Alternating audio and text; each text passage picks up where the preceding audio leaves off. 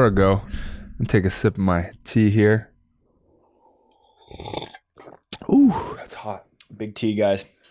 Pardon me for my tea. Well, we got a schedule. What month is it? We have an AVP schedule. We are recording this February 9th. We have a F5B schedule as well. Yeah. That one came out a little earlier. It did, but, it keeps changing. We keep getting new versions of it. Yeah. But AVP schedule's out. Yeah. Do you want to read it? What do we got?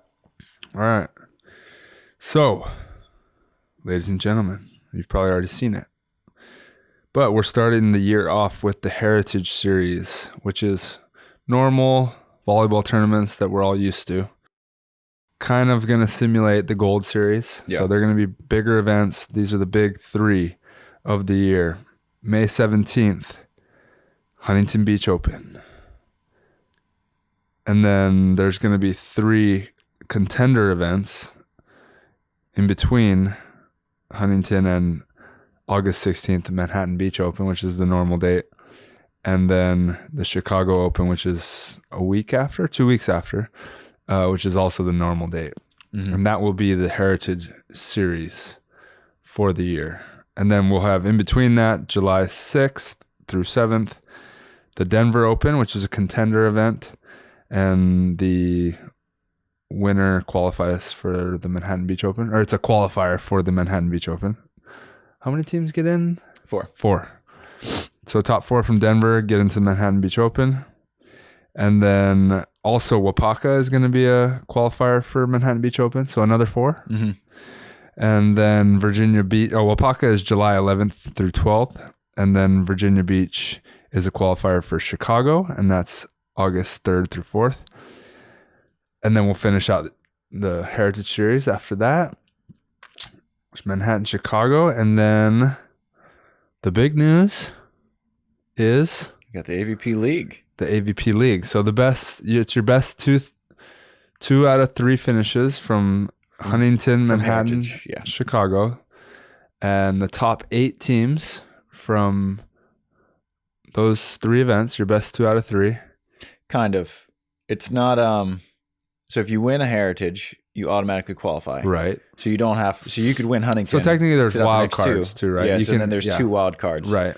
So if you're in the top 8 via points, you're in good shape, but you're not guaranteed. Yeah, if you're in that 7-8 spot, you're sweating a little. You're sweating a little because there could be a team outside of that maybe won an event, in which case they'd get an auto bid. Mm-hmm. And then you could have maybe a Olympic team, for example, not be able to play in 2 of those 3 events. Therefore, they're outside of the 8. But the AVP, I can pretty much guarantee. I can't guarantee, but I would think is going to give them that wild card. Yeah. Because they want the Olympic team in there. The good thing is that, Chicago does have a conflict. Chicago conflicts with Montreal. Yeah. But because it's after Olympic qualifying, I don't think any American teams will skip Chicago to play Montreal. I doubt it. I think Chicago will be fully loaded. Yeah. Montreal's a cool event too. Yeah. We actually played right on the edge of a F1 track. It's like an island built for sports, right? Yeah. The whole thing. Because I'm watching there's commentating remote for volleyball TV. It looked great. The presentation of it was awesome. Yeah. The crowd was really good. I thought it was great. I mean, it definitely wasn't a typical international event and venue. But yeah, like you said, the crowd was good. They were into it. It was a nice stadium, good courts. And there was like a little lake behind that you could jump in. Mm-hmm. I thought it was cool. Yeah. Yeah, Montreal did well. So I don't think that any Olympic teams will fail to qualify. The only decision teams have to make, teams in contention. So the women, none of the women I think will skip Huntington. But the girls are qualified. The girls, it's clinched. Yeah. It's done. The men will have a choice to make because Huntington precedes a 3 straight international in the final stretch. So it precedes Espino, that's an Elite 16. Then you go to Staria Blanki, Poland, which is a cool stop that they're bringing back. and then you go straight to Ostrava, which is the final event. So if you were to play Huntington, you got 4 in a row, the final of which is arguably the most important tournament of the quad if you're still in contention going for it. So that's Huntington is the only one where you might get a couple Olympic teams on the men's side who could maybe sit out. Yeah, that's going to be a tough decision. Yeah. And hopefully we have to make that decision or else we're saying that we're out of contention the first couple months didn't go very well. Yeah, exactly. But I could definitely see up to 3 teams missing Huntington because of that. It's just not a good idea if you want to be at your peak for those next 3 international events, which are the 3. I mean, at that point, they're going to be the 3 most important. And I could see some teams being like, we're not going to maybe play our best, or maybe we have a little lead, so we're going to play Huntington, take 1 off, and then finish with the last 2 and finish really strong. But that's a tough. Huntington's such a great event. I love that event. It's awesome. Yeah. Yeah, I'm glad that they kept Huntington. And what are the dates of the AVP League? The league, because it starts. Is it the weekend after Chicago, and then it's 8 straight? Yeah. So September 14th. So September 1st, Chicago ends. So 2 weeks. 2 weeks after. And should we explain the league first? Yeah. Yeah. So I'll give a quick. Get it. So there will be 8 men's teams and 8 women's teams in the league, and they will be drafted into 8 cities. And they're still working out the details of how the draft is going to work. Yeah. If it's going to be kind of like you bring in a GM, but the AVP will own all the franchises. They're not selling off franchises. Right. Or at least maybe down the road they will. I don't know. The players don't have to relocate to these cities. Do you have the cities in front of you? Yeah. What are the cities of the teams? Well, we're playing in LA. LA will be 1. And then South Florida. Okay. San Diego. Austin. Palm Beach. Dallas.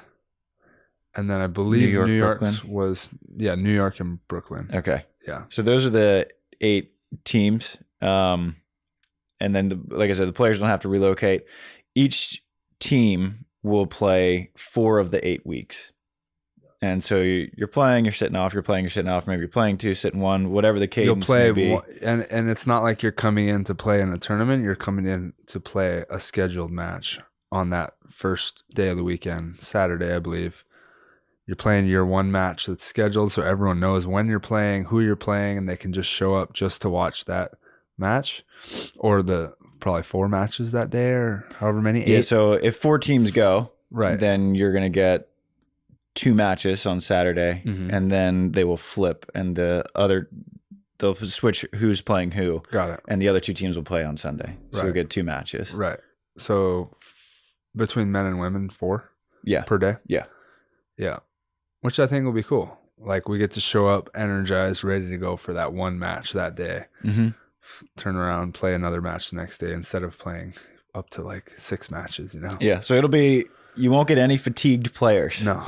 In the league. Excuses. You will be getting the full 100% healthy, except for maybe some end of season wear and tear. And then it is the top 4 teams who advance to the playoffs, I believe, for a league championship. And then there's a league champion. So different look this year. Yeah, and so New York will, quote unquote, own a team or be given a team, Brooklyn and New York. But this first year they did not, for whatever reason, get the venues or whatever it might be. So we're not going to play in New York this year. I believe that's the plan in the future, it sounds like. But September 14th will start in Los Angeles. And it won't be on the beach, I don't think. I think the plan is to go to arenas and very similar to Phoenix in the Footprint Center. Maybe not that grandiose, right? But I think that's the idea: is to put in arenas, sell tickets, give fans a good experience, give the players a professional experience. So we're gonna see. It's gonna I'm be excited. a super interesting year of beach volleyball. Yeah, for sure. You have the Olympic qualifying. You have a new look on the AVP tour system. Then you have the Olympics, and then you have a league that has never been tried before. Right. And it's going to be good volleyball. Like I said, nobody's going to be fatigued. I'm excited. I'm excited to play in it, actually, and kind of see how it all comes together. I feel like the first year is like they're trying to see what works, and like this is a whole different thing that's never been done before. So they're trying to see what works, and so we kind of just gotta like go with the flow and see what happens. But it starts in LA September 14th, and then we're going every weekend from there on out. But like Travis said, not every team is going to play every weekend. You're going to play every other weekend for 8 weeks. And so September 21st, South Florida. September 28th, San Diego. October 5th, Austin. October 12th, Palm Beach. October 19th, San Diego. October 26th, Los Angeles. And the last one is November 2nd in Dallas. And then whoever's the top teams for that will go to the league championship, which will also be in Los Angeles on November 9th and 10th. There we go. And these are all 2-day events. And a lot of the details, both for the tour and the league, are still being worked out. So we don't know prize money. Yeah. For any of it. We don't know exactly where the venues for the leagues are. We don't know how the draft's going to work. So that is going to come. Yeah, it sounds like the idea is to give some ownership to that city, right? Not only to the fans, like, hey, South Florida, you're getting a team. You're gonna get drafted a team. You don't get to draft it, but however they pick it, whether it's lotto or get a GM just for fun to come draft it, you're gonna have a team representing you, whether you want to follow your favorite athletes or not. Like, I'm sure you do. Hopefully you get your favorite athlete. But like the idea is to give you a team to cheer for and like have all of you out in South Florida. Like this is my team and I'm sticking with them kind of thing. And then also local businesses, right? I would think the sponsors are different for each team, right? So the local businesses in South Florida can sponsor the team and get on the jersey. I believe we're wearing jerseys now. So yeah, it's creating ownership. Even though there's no owners, they're not selling franchises yet, which I think is a good idea. I think it's a good idea, and I'm excited to see how it works out. Yeah. So we've been doing this podcast this is year 7, and we've seen a lot of news cycles come in both internationally and domestically. And of course, there's when the schedule dropped on social media, there's a lot of unhappiness and discontentment, both with players and fans. And I always look at it like we're hiring a college coach, where I would give every college coach like 2 or 3 years before, all right, well, maybe then now you can get fired. With the Elite 16 Challenge future system, everyone was like kind of weird about it. It's like, let's give it a couple years and see what tweaks they make on the ground running. And we'll see what tweaks they'll make after Paris, the Olympics, because once you're in a cycle, you can't change stuff. Right. Like same thing with this one, where the announcement kind of fell flat because it got leaked on social media. And so, I'm going to be patient with it. Mm-hmm. And there's a lot of questions. Like one of the questions was, is it a good idea to pilot a new league that competes for eyeballs directly with NFL Sundays? The plan long term is not to hold this league in the fall. Yeah, we're a summer sport, and they know that. But like you said, they can't make all the changes all at once. Yeah, and so I think if they would have tried to hold the league in the summer this year, now you're directly competing with Olympic qualifying and the Olympics. Then you lose the athletes. Then you actually lose the players over the eyeballs. And so I think moving forward, the plan is to generally have beach volleyball on a professional level in the United States exist May through Labor Day. Yeah. Which I think is a good move, because competing against the NFL is not the best idea for any sport. Yeah. Did you see Amazon Prime just bought the rights to one playoff game next year? No. and the ticket for that is 110 million. They paid the NFL 110 mil for one game. No way. What? Yeah. So trust me, the AVP knows you're not competing against the NFL. Yes. And I think what they're hoping We're taking them down, baby. Yeah. I think what they're hoping for is to get a kind of a windfall from viewers of the Olympics who are like, oh, beach volleyball is kind of cool. And I get the mindset. I think the Olympics works because it's so novel. Mm-hmm. And then once the novelty's over, people are like, all right, I've had my curling, I've had my gymnastics, you know, I've had my skiing. I'm going to go back to the NFL, the NBA. Sure. I'm going to go back home now. Yeah. So I don't know how much that will translate, but I do think they understand that we're a summer sport, and moving forward, I think it's going to be a summer sport. Yeah. Yeah. Which it should be. Yeah, so I don't like playing in the cold. No, not a cold guy. Yeah, no, not at all. Yeah, so most of the questions we'll try to keep around the AVP schedule since that's the biggest point of interest. From Umrobe, one of our most loyal YouTube viewers and commenters. He's wondering, what is the biggest AVP Tour snubs and league snubs? What stops got left off? I think Hermosa is the anytime Hermosa's not on the schedule, it's a dagger. Yeah, from what I've heard, Hermosa's like tough to deal with because there's a lot going on already on that beach. And I think the AVP, from what I could take from it, is that they know that they want us to be playing in Hermosa. They want our Manhattan and Hermosa, but yeah, it didn't work out. And also the problem is, if you want to spread out the events, right? Like, don't put them both on like Manhattan and Hermosa are on the same beach. We play south of Hermosa or Manhattan Pier and north of Hermosa Pier. It's the same stretch of sand. Yeah. But we have, the argument is that we have the biggest fan base over here in LA. But in terms of spreading the sport out and getting it to all the fans around the country, if you put 2 of the 3 events, which we already have Huntington, so we're not going very far. Right. But you put them both on the same beach, it's not great, I guess. It depends. In some ways. Not great. It depends on your viewpoint. Like, not great in terms of getting other fans exposure to the sport. Right. Well, and bringing the tour to these other fans on the East Coast or wherever else they are. Yeah. Like, so, we're not like Florida. We're not bringing it near to anyone in Florida. Yeah. Or like East a lot of Coast. people in Florida would think that they were snubbed because they've had a couple stops. They had Miami. They had Fort Lauderdale. Yeah, but we are going out there twice. To Florida. Yeah, for the league. Yeah, for the league. And then league snubs. I think New Orleans is such a great spot for a league because New Orleans has such a vibrant community. Yeah. I don't think a tour stop there is necessary, but I think doing a league stop there at Coconut. Dude, you put a league stop under the lights at Coconut. Oh, people! You got to rig that draft though. You better draft. You better draft Evan Kristen and Taryn. Yeah.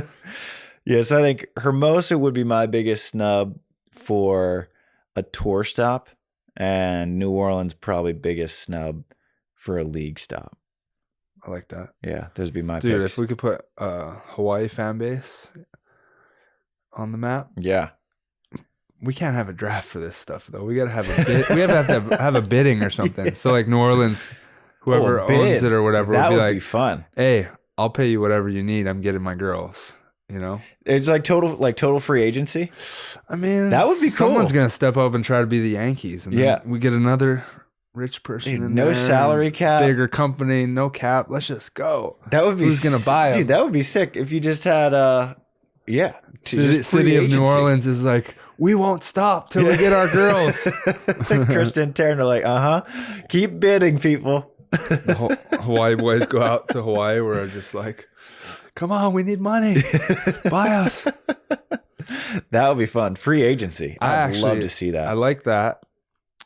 But I like the idea actually of franchising out teams to owners, because we'd be bringing in a whole variety of, I'm assuming, businessmen and women who are experienced in their own fields and can bring in knowledge. And once they come in and establish their team and start, implementing their expertise in their team, the other teams are going to see it and be like, whoa, we need to do that. And like, they're going to all be trying to one up each other. And I think that competitive business mindedness within our sport would really raise us up. Yeah. Because, I mean, if you think about a lot of business owners who own sports teams. If I had the money, I would buy one of these teams and just try to crush it. Yeah, because it's an ego play. For sure. And the lowest it's like possible, you get a real fantasy team. And the lowest entry point into owning a sports franchise would be beach volleyball.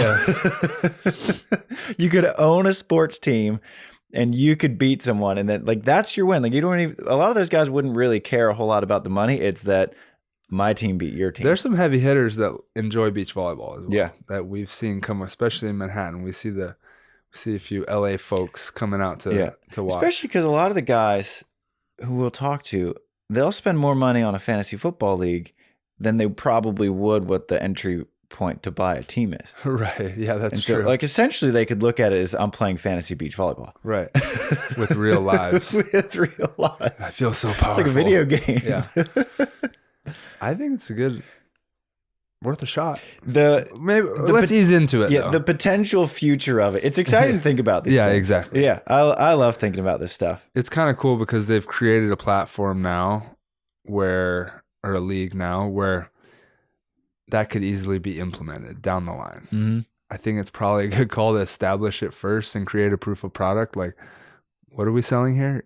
We got to establish that first. But it is exciting. Yeah. And another thing that I liked that they did is that they didn't hype up the schedule to be something it's not. I remember 2021 and the AVP was like, count down to the schedule release, release. And it was 3 events. And we were like, where'd the rest of it go? Right. Ooh, they're releasing it 3 events at a time.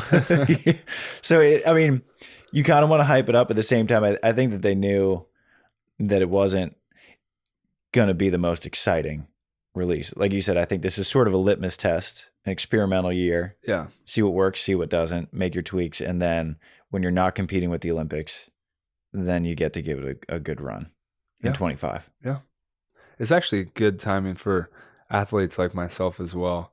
First of all, to know that they're like respecting our Olympic pushes, everyone's so committed and so invested in that. And then they're giving us the opportunity to still be a part of this, the growing of the tour and the starting of it, the new tour. But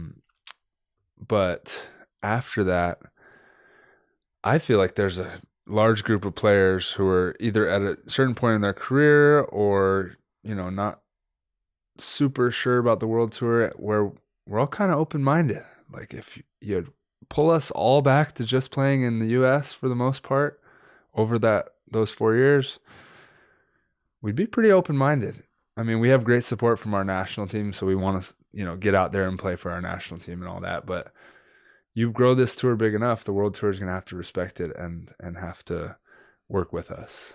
And that's the goal with any sports league is you want the best players playing. I'll tell you what, I go around to AVPs. I've had the Anders and Christian. I've had plenty of these players. Adrian used to play on our tour. He knows how fun AVP is. Yeah. They all want to play it for us. They all asking, hey, what do you think about a wild card? Like, if Anders and Christian aren't getting one, you ain't getting one. Trust me. It ain't going to happen. And if Anders and Christian aren't getting one, why? Bring them here. They'd bring so many fans. And I know players would be like, oh, like the Norwegians, they're already taking our money on the world tour. We don't need them taking it here. But hey, our tour. Man, if you're an elite athlete, like you want your professional league to be where you are, and especially AVP. If you brought Anders and Christian, if you bring the top 5 teams in the world tour here, it would be huge for the AVP. I wonder what would happen if they did that, if they opened it up. It'd be awesome. Well, because then there's repercussions with the world tour, I would guess. Right? Yeah. They'd have to they'd be competitors at that point.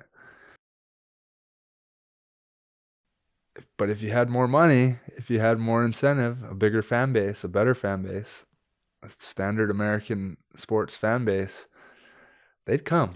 Yeah, I know that. because the Gold Series or Heritage Series, the prize money is the same if not a little bit better than it's about the same as a challenge. I think it's more than a challenge. A little more than a it's challenge? more than a challenge for sure.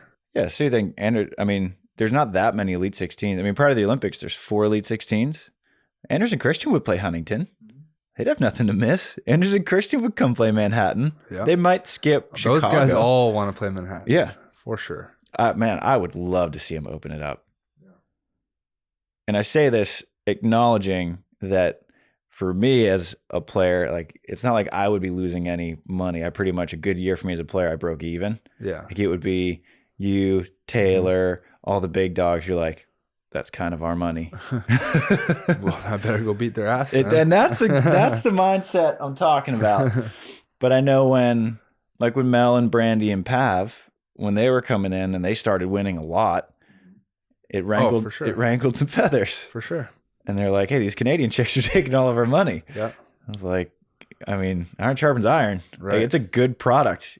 The best product on the AVP for years was Mel and Pav versus April and Alex. Right. And it drew fans. Yeah. And that brings eyeballs, which bring money. Hey. It's an oversimplified formula, but I think the goal. Yeah. To bring the best in the world right here. And in theory, if you can capitalize on that and really create the business model that capitalizes on those players coming in, you will make more money because they're there. Mm-hmm. And go beat them.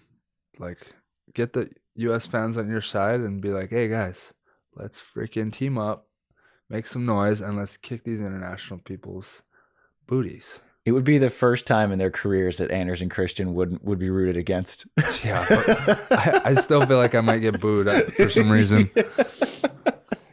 Come on, people. I would love to see it. Actually, and I kind of want to invite fans in this conversation. Would you want to see all the international players? And then maybe AVP.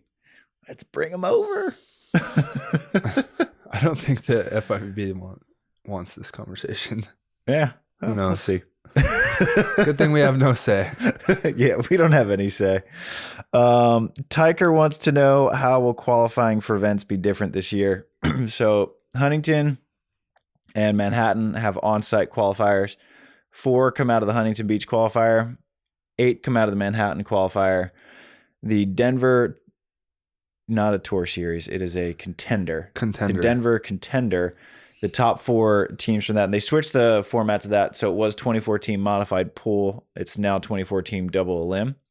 The top 4 teams from Denver will qualify for Manhattan, and then the top 4 teams from Wapaka, which is the next weekend, they will qualify for Manhattan, and then the top 4 from Virginia Beach will qualify for Chicago. Yeah, so there'll be on-site qualifiers for Huntington, Manhattan, and Manhattan. Yeah. My question is, do you think, like, what level of players will go and play in Denver, Wapaka, and Virginia? Well, I think can it hurt you? No. Can't hurt you. You can't push out finishes. There's a lot of teams on the women's side. There's a lot of teams who are out of the Olympic race. Everyone's out. It's all set. Yeah. Everyone knows you're back to a normal World Tour year, and I think the top teams will want to still play, and if they can get into Elite 16s and whatnot and slide their way up the world rankings. But it could be worth it for some of these teams to go and play in Wapaka and Denver. Yeah, and Virginia, because Virginia has zero conflict with anything. Yeah, and it's 2 weeks before Manhattan. Yeah, so good timing. Because Denver, Wapaka conflict with Stade and Vienna. Oh, they do. Okay. Yeah. So Stade and Vienna. Yeah, those are ones you want to go to. Yeah. So if you can, but not all these top teams are even in the qualifiers of those. Yeah. Well, it's Stade Vienna Olympics, and so I think our Olympic chicks might. Our Olympic girls. Oh, right. But they're not going to play. To rest out. They're not We're not going to play those. Yeah. But you could get a pretty good field for the contender series because they're really fun tournaments. Like Denver is awesome. That's what I'm saying. Wapaka's awesome. I look at these events, I'm like, I've always wanted to play Denver and Wapaka. Yeah. Virginia Beach, I don't know. No offense, but I've got 3 straight thirds. It just doesn't Virginia sound Beach. that good. I had to get through. Is that the one where everyone's feet were burnt? Virginia got a little hot, but not unreasonably. What am I It was thinking Atlantic of going- City. Oh, that was Atlantic AC, okay. City was. You're off the hooks, Virginia. Atlantic City was like a Someone morgue. wasn't it like everyone's feet were like blistering. Everyone's feet. Yeah. Well, you got people were brought out on wheelchairs, like being carried off. Well, the Atlantic City's a little sketchy Yeah. if you even step off the like main strip. Dude, my favorite joke about Atlantic City is from. You ever listen to Sam Morrill, the No. comedian? He said, "People leaving Vegas is what people going into Atlantic City look like."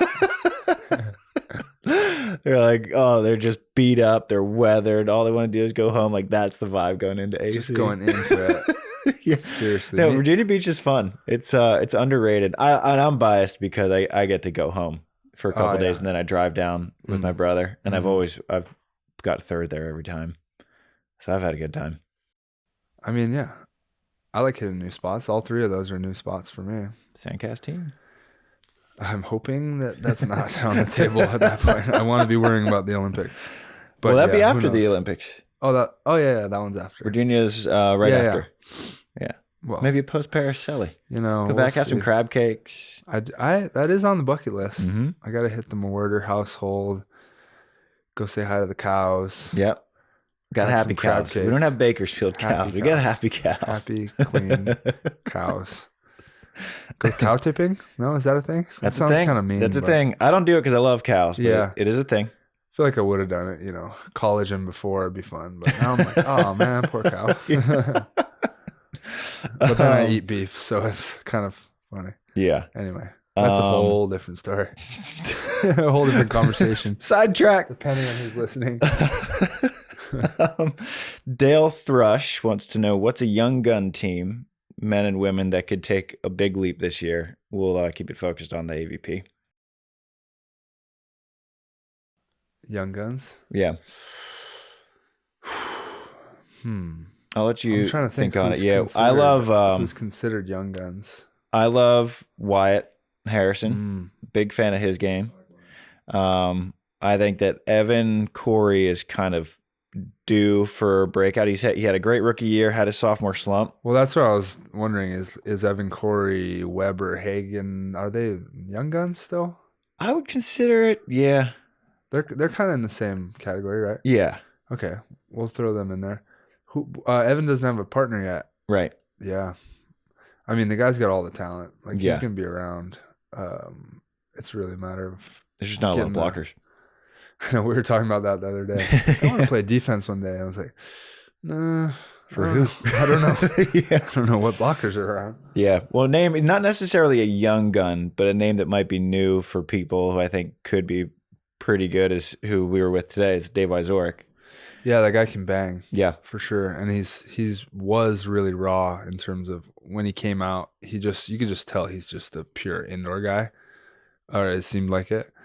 Played against him today. He's with Chase Frischman, who's pound for pound one of the best defenders, and the guy was making some crazy digs. So last year, I said that Kame led the AVP in digs per set, but I was wrong. Chase had a full dig and a half more per set than anyone. Really? I feel like Chase and Zana are so similar. They just make these crazy plays and high volume digs. They're so fun to watch. It's like if Chase is there and you don't really get a hold of it and you try to blow him up and you only get 90% on it, it's like nothing. Yeah. So easy. Dig it right in his face. He'll put his nose up in there. Like today he made a few plays. We put it on our Instagram. Travis did. That was a crazy play. It's insane. He scooped the ball and it was going out of bounds and had so much spin on it that it just stopped on the net and trickled down on me. And it was just pure, you unloaded. And it was like the third time he did that in that rally. And there were gnarlier digs before in practice. Yeah. But yeah, that's kind of his MO. Yep. My point being,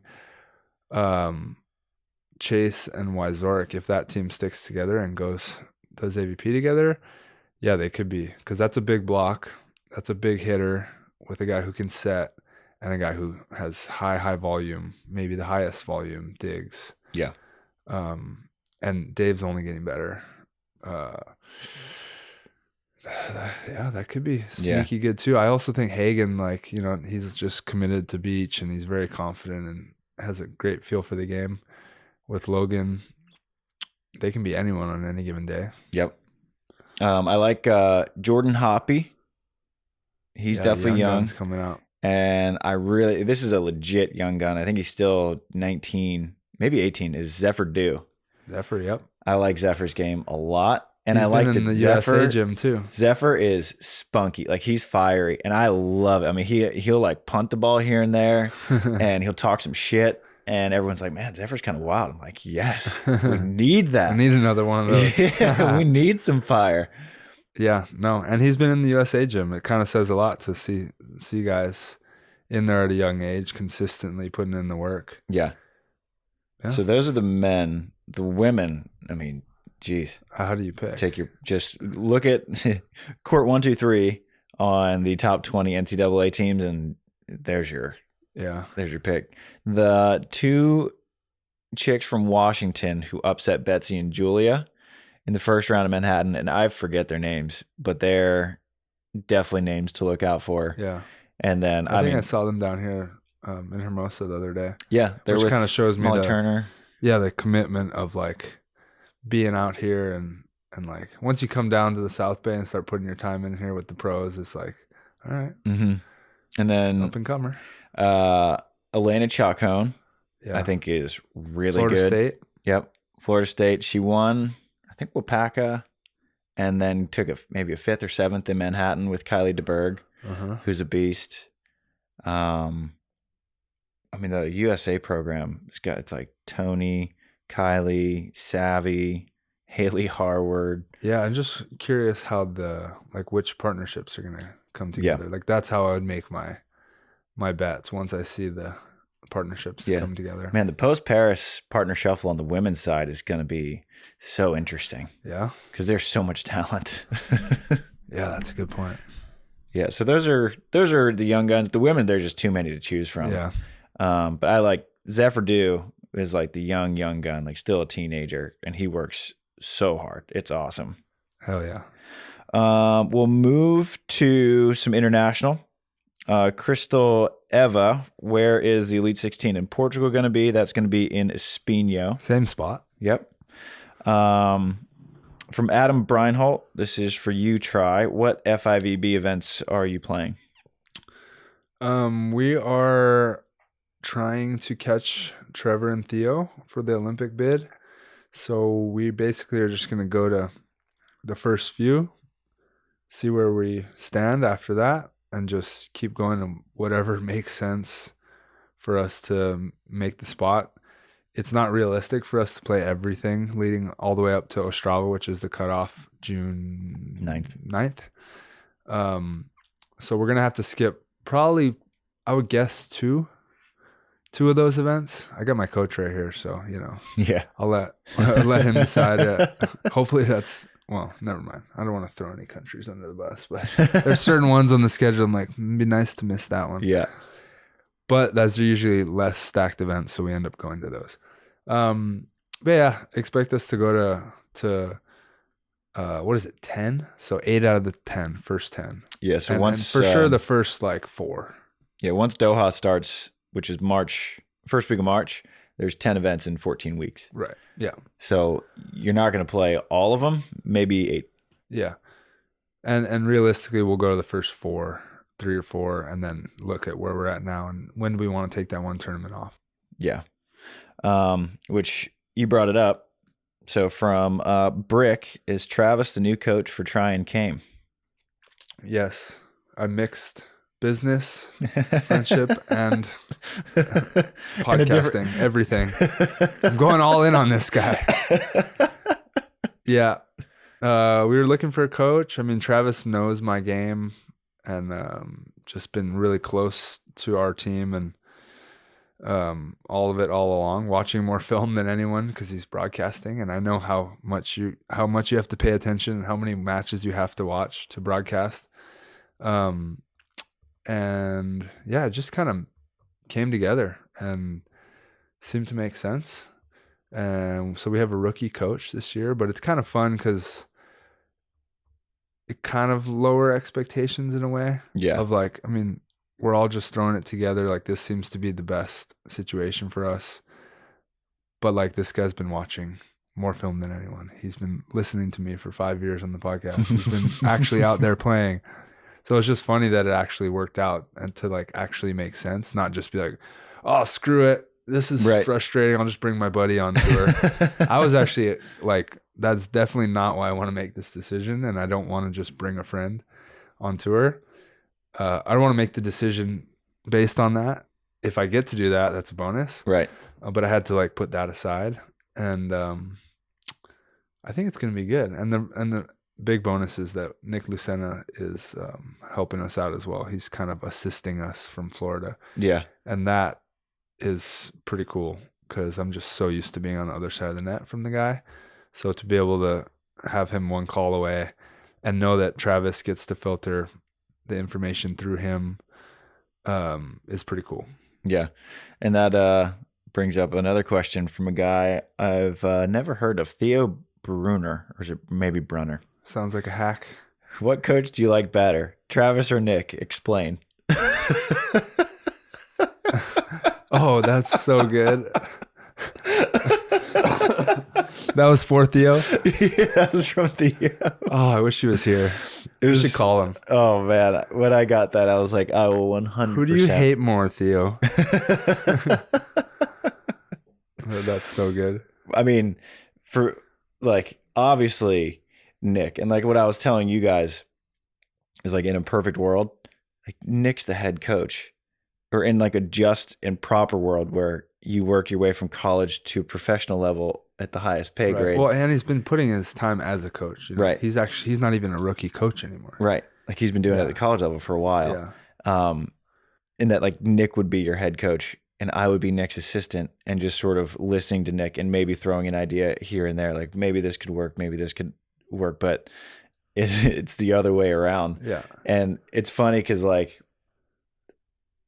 I've had to, like, if you're not going to get imposter syndrome, the only way to fight that is to generate evidence that, like, you're not an imposter. Right. But, like, I have no evidence that I'm a good coach. Yeah. But we're only asking you to be who you are and what you've done. You know? We don't need you to be. If you tried to go be John Wooden, you'd fail miserably. Right. Like, so I think we all know what we're getting into and what we're getting. And somehow in your like 8 years in this sport, how long you been around? I moved here in 2015. Yeah, between your writing and your broadcasting and your podcasting and actually being out there, you have more experience than like anyone that I went down this whole list. Obviously, Nick, like if he was in Cali, he'd be our head. Right. But like, you're the guy. You're the guy for the job. You check the boxes. Yeah. So I don't know. I kind of think it's great, like to have you as a rookie this year, because that kind of just takes the pressure off. We don't know what it's supposed to be yet. We can kind of let it be whatever it becomes, kind of thing. And we all like understand that it's not like you're coming in like if Travis doesn't get us to the Olympics, he's failing us. This hack. Like, no, like we're all in it together. We're all gonna give it a shot together, and probably a pretty awesome opportunity, I would hope, for you to kick off your coaching career. Right? Yeah. Pretty high upside. It's a pretty big Can you imagine if promotion. You got your first coaching job ever and then 3 months later you're going to the Olympics? Wow, that was quite easy. But you mentioned like the multifaceted role that I played in the sport, playing, writing, podcasting, commentating. I've been fortunate enough to generate a lot of have a lot of great relationships and generate a lot of goodwill. Mm-hmm. So it's been awesome where I can call up John Mayer and say, hey, like this is a problem that we're trying to solve. I don't know the best, most efficient way to solve it. What do you think? Hey, Drew Hamilton. Yeah. Tri Bourne's passing. I want him to like look a little bit more like Kristen Nuss. And Drew doesn't give away any secrets. And then after like practice today, like you got assistant coach Drew for 10 minutes and he's like, oh, this is what we're doing. Yeah. And it's been nice where I can call up all these people and they're so willing to help me help you. Yeah. Which has been fun. Yeah. And that's rare. It's a rare skill or opportunity, whatever, that you have. Yeah. So the learning curve is expedited. For sure. Yeah. No, it's a unique situation for sure. And I wouldn't I'm so invested and so serious about it that I wouldn't bring a friend on board just to bring a friend on board. Right. That's like, oh, sweet. And we're going to enjoy our time on tour. Like, yeah. Bonus. Yeah. So I think mostly only upside and especially because a lot of what you were looking to improve upon from last year in terms of coaching, I think I fill a lot of the holes in terms of like communication. Yeah. A lot like, can you shoot me a text or give me a call and I'll answer Right. in like 10 minutes. Yeah. And it's a lot of like, help me be my best version of myself. And I know a lot at this point. Yeah. Like, who has more experience? What coach has more experience than me at this point? Right. There's a lot of the top coaches that haven't been out there in the arena in the same way that I have. Mm-hmm. Not that they wouldn't be able to coach me, or, you know, it's not always the credential, but I do have so much experience that it's like, help me bring out the best parts of me from all these years, you know? It gets lost in partner changes and in over time and body changing and your life changing, having kids and families and all these things, the game changing. So like, come in and help me find myself, my best version of me, find the beast. And same for Cam. Like, I honestly don't need someone to come in and change and make Cam this amazing World Tour MVP defender. Like, if I can just get the best version of Cam that I've seen over these last 10 years, I'll be more than happy and more than confident in what we're able to do. Yeah.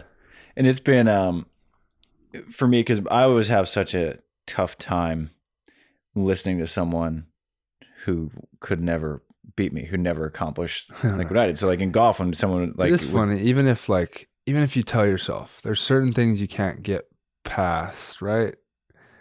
I don't know. It's a fine line. Yeah. Cause like I'd have people who know the fundamentals and biomechanics of a golf swing who couldn't break 80. And they'd be like, oh, if you just do this. And even if I knew it was right, I would just be so hung up on the fact that you could never beat me. So I'm not going to listen. And now I'm in a situation where I'm 0 for whatever in my career against you. And yet I'm supposed to sit here and sort of like coach you. Yeah. It takes a lot of trust. Like, I got to break past that. See, okay, I'm trusting Travis here that he understands that and isn't going to like cross that line, but he is going to give me the feedback that he thinks I need, and then vice versa. Like, we really got to like dance on that line well. Yeah. So that's why it is great having Nick, because then I can just channel something Nick said through me. Like, hey, right. Nick said to do this. I also agree with it. If you disagree, take it up with Nick. Yeah. No, it's true though. Like, seeing Nick out there and having him take me down a bunch of times and being like, this guy just knows. I know he has answers and I want them. Yeah. You know? So what a great weapon for you to have. Yeah. So you could say something at some point and be like, Nick, they're not going to listen to me. But Right. can you say it? Right. Exactly. If you agree. Exactly. I'm like, oh, okay. You're like, God damn it. And it was It's going to be a lot of frustration for you. It's not going to be an easy job. yeah. You're already learning, I'm sure. Yeah. I mean, I've had to have like complete and total ego death. Yeah. Where we're like, you know, having you guys do. I think we all need to be Yeah. honest. Like, that's what's going to make it work. Yeah. And I was telling Delaney that I was laughing this morning because when we were doing the one-handed passing things at Sports Academy, Yeah. Came had like some reservations about it. And then he texted this morning. He's like, hey, can we get there a little bit early to do some one-handed stuff? And I was like, You're I like, would love to. Nick said it's a good idea. I was like, I would love to. Yep. Let us find our own answers sometimes. You need like idea inception. Yeah. And that's like persuasion across the board is when you help someone make it think it's their own idea, they'll buy in immediately. And so That's how the brain works. Yeah. Though. Like we're filtering out BS all the time. And like it has to, if it comes from within us, then it's like, okay, it's filtered through the right filter. We're good. Yeah. It's coming from here. I got to filter this thing first. Make sure it's good. Yeah. And what I like is how much, like I was with you guys in Hawaii, and that was just like very basic volleyball 101. Like we're starting to touch a ball again. And then we've only been in California for 2 weeks together. And I think today's like we're meeting each other where we're at a lot more. So now like the practices, every one of them, as we get feedback from like this worked, that worked, I like this, didn't like that. It's a lot of change, like practice to practice. Yeah. From one practice, it's like, whew, we're here. Okay, we made a step. Okay. Yeah. Like, it's having to happen pretty fast, and I'm realizing that season's 3 weeks away. And it's like time to like get all this communication stuff done, figure out what our system is, what we're sticking with, and like now we compete. Like we gotta get the beast back out there. Yeah. Turn the brain off. Yeah. Triborn came back to the beach today. It was good to see you back. Cameron called me out practice before. I was not feeling well, and I was like, oh, I like that. I was like, I'm not gonna let him be right 2 days in a row. Like, I'm not gonna be the reason that we're having a bad practice. So I stepped it up. Yeah. No, today was good. Triborn's back. He left for a day. The ghost of Triborn pretty showed sure up. That what I had was some kind of sickness for a day. I don't know what the hell that was. Yeah. And that's a hard thing for me as a coach, is like, I want to push you guys physically, but I also understand if you're banged up, I'm like, how hard do I push you? Well, I used to just run through a wall and do anything. Yeah. But like with all my health stuff, and like I realized that's not the way to go anymore. And now it like just mind F's me. Yeah. It's like, I feel like I'm a wimp if I don't just keep going and keep hammering and like hit the gym. I said I was going to hit the gym today, so hit it and go hard. But yeah, no, it doesn't work anymore. Yeah. You know what the key to a great work ethic is? Great rest ethic. It's true. We'll go to 2 more things. So I'm bringing this one up because this was asked by 4 different individuals. Rick Banish, Libby Schneider, also known as Libby Sanchez, Montana Mama, and Dale Thrush. Rick asked, is hand setting going in the right direction or not? Libby asked, do you think the double contact should stay in beach if it goes away indoor? And Dale says, a lot of talk about calls around setting. What would you make the rule for beach? And I think Dale kind of sums up everyone with, what do we do with hand setting on the beach? First of all, what do you think the reasoning is of changing it? Like, because I know internationally it sounded like indoor people hit harder and set faster, and people like things being hit hard and going faster. So we want the game to move in that. And we want indoor players to be able to come out and play beach, but they can't because it's a hard, different skilled game. That goes against all the traditionalist volleyball players. Like I'd say myself, like I love because it's a skill that I've developed, and I really enjoy like putting my hands on a set that other people wouldn't put their hands on and being able to get it out clean. It gives me an advantage that I've developed that skill. So I hate that it's going away. But as I see the game evolve and I'm seeing like, you know what, it's just evolving, and there's all this jump setting going on, and I see it going to everything faster and jump over here and fly over there and hit harder, and guys are bigger, and it sounds like that's just the way the game's going. So this setting, the traditionalists who don't want spin on it, who appreciate that skill, just have to kind of let it go. And then I'm seeing after, a year or 2, when we get over it, the games could get really exciting. Like you get this whole new jump setting thing in here. Traditionalists were like, what the hell are they doing? That's so stupid. Why would you jump every time you set? But now it's like, that's pretty badass actually. And it makes the game, defensively it looks ridiculous because you just get burned all the time. But it's fun to watch, and it's extremely hard to do. So whatever skill you're taking away with a clean set, maybe we're adding with how fast these systems are going to now be run. And nobody wants to see refs blow the whistle more. So I think that's probably the biggest thing, right? We don't need the refs getting involved as much. Yeah. And the judgment calls now, it's like, like I literally don't know what's a good set. I had one of the best sets of the year in World Champs, and they called it. I was like, that thing was perfect. And it was like sweet over the shoulder to the pin. And I was like, I don't even know what to do. I literally will not, like if a ball's a little over my head and I feel like I can kind of dish it and keep it clean, I won't dish it. I'll just flick it. and it'll be super ugly. Yeah. And I'll do that on purpose because I think it's safer. I'm like, forget doing a nice set, just get it out of your hands so you don't get called. Right. Yeah, I think that's the biggest argument for people in favor of the NCAA taking doubles out is that now we've removed judgment calls. Yeah, and the not everyday fan watches it and they're like, what happened? Right. Why'd they call it? And volleyball fans are like, ooh, yeah, they called it. That was ugly. Yeah. You know? Yeah, I'm so torn because I understand that, but I also want skills to remain skills. And I want... Well, the other thing is we're calling doubles, right? Yeah. But like, what's a double? Especially indoor. Man, I watch indoor. If it spins, it doesn't mean it's a double. Right. Like, according to physics. Yeah. I mean, you can roll a ball off the wall with spin on it. It's going to come back with spin. The wall, it can't double. Right. So, I mean, spin can be a potential indicator that a double has happened, but people will see spin and freak out.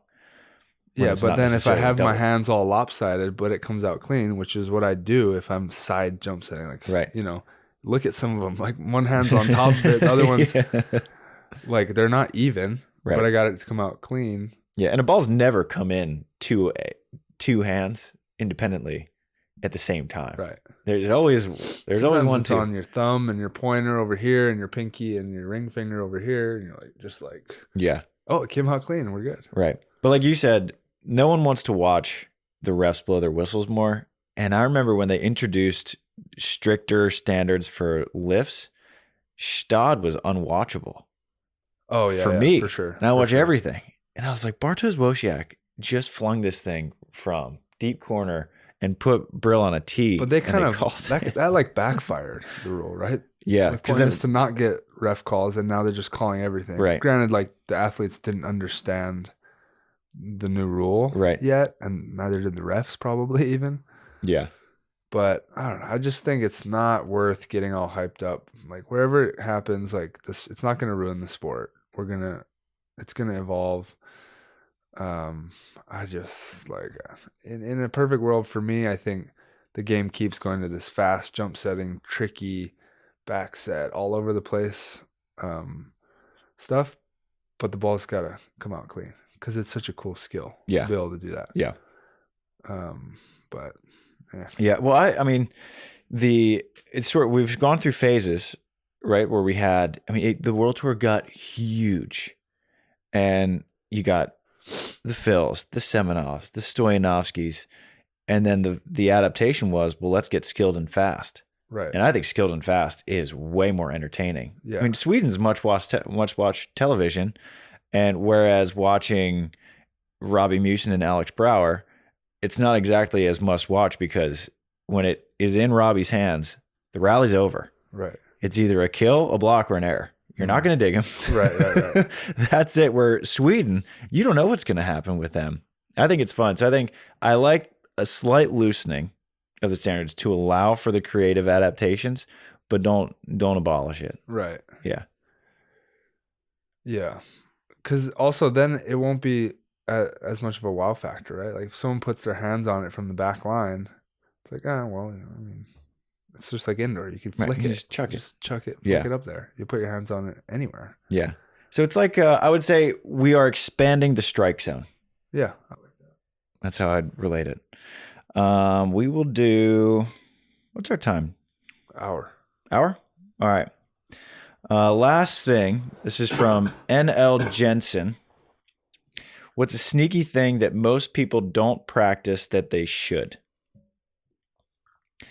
Let's break this down by level. Right. Beginners, I would say, a proper just platform of straight and simple. But like everyone practices that, right? Well, I think because I coach beginners every Saturday. Yeah. I do a beginner and intermediate class, and a lot of people would want to get straight to hitting. Yeah. No, for sure. That's the best bang for your buck is to get super good ball control and platform from a young age, from whenever you start playing. I think professional, my answer would be covering. Sneaky. Oh, totally. And especially if you're a blocker who gets covered all the time, like I did. Frustration management. Yeah. Oh, it's so brutal. to block a ball or 2, and then you still lose the point, and you just max jump 2-3 times. So it's demoralizing for the other team, and you save a point. Yeah. Sure. So I'll go with that. I think covering. And then intermediate, I don't know what I'd do for intermediate. Tooling the block. I mean, honestly, yeah. Just don't be afraid of the block. Find the fingers and just. Well, it's like you don't have many outs. Like there's certain situations where the ball and the block and the defense are in certain positions to where if you don't have a tool available as one of your tools, which is hitting it off the side of the block, by the way, for people, like you don't have an out. You're going to give the other team the ball back, basically. So like a low line tool, chizzy off the elbow, which I use all the time, just to keep the blocker honest. Like, cause I know this guy's huge, so he can touch my high line. I can go higher with my high line, but their defender's extremely fast. So like, it's just not going to work. But if I go and I see him reaching for that high line, I chizzy his elbow once, chizzy his elbow twice. Now I hit that high line and he's down there low on my low line. So it's one of those skills where you're making the blocker's life more difficult. You're making them decide something. It's like when I used to play Phil, it's like, we got to set this ball off the net.